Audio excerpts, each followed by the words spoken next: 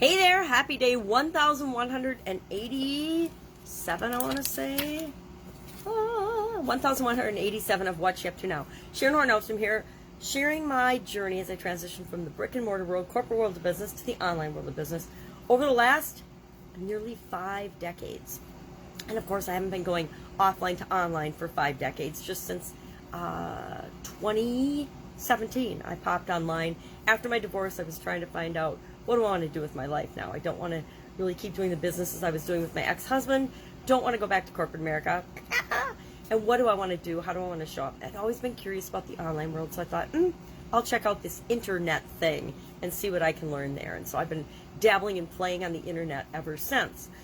As part of that, I do several challenges. I'm on just finished day 29 of a 30-plus day Get Up and Go challenge. It's the 7th one I've done since last April when COVID and the pandemic hit. And that information's always available. I hate that whole marketing disappearing challenge concept. I get why people do it. It's very effective.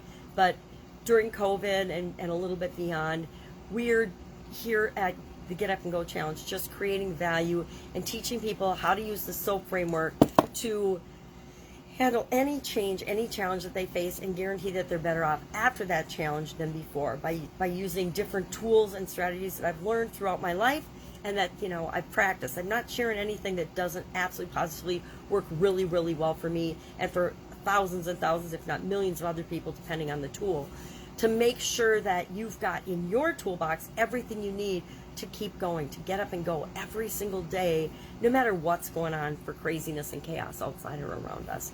Also doing the Do One Thing Every Day That Centers You. I do an annual challenge. This is the 4th year in a row. Since coming online, I've done an annual challenge to do something else. First year it was to stretch my comfort zone, so I did one thing every day that scared me. Then the next year it was I wanted to be a little happier, coming out of divorce and sometimes unpleasant things. I wanted to make sure I was focusing on the things in my life that make me happy, so I did one thing every day that makes me happy. Last year, perfect choice, didn't know it at the time, but I wanted to have more fun in my life, and COVID-19 hit us all and shut us down in 2020, and I was lucky enough to be able to hang out with my then 4-year-old granddaughter, and so we had a lot of fun doing fun thing every day. And then this year I decided, hey, I need to really figure out what makes me tick moving forward in my life, what makes me happy, what centers me and really works for me. So I found a little journal book, Do One Thing Every Day That Centers You, at the cabin. And today we talked about folly and being jolly, which is perfect because I'm traveling today. I'm traveling in a couple of hours. I'm heading out on a several-week excursion. So I'll be here, but I'll be on the road, so I'm not sure when or what time I'll show up, but I'll pop on and just document the journey, what I'm doing as I continue my journey online, offline, back and forth, because I'm doing a little more back and forth this year. Our Supersize Your Business idiom today was rock the boat. Don't rock the boat, baby. I keep having that song roll through my head since I picked that as my idiom last night.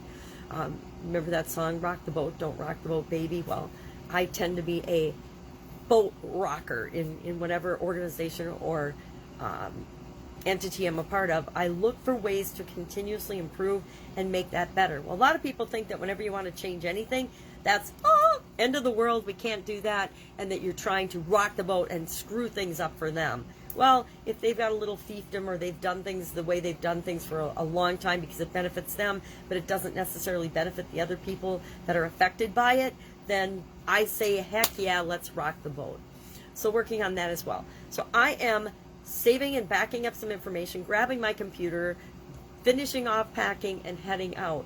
If I can help you in any way, ask. It might take me a little longer to reply depending on what's going on all around me, but I will promise I will get back to you. If you have a burning question and you have no one else to ask, I would say please try Google and Bing and the search engines first, because you can ask them in YouTube almost anything and get an answer, and then see if that's the answer you need. If it's not, ask a better question.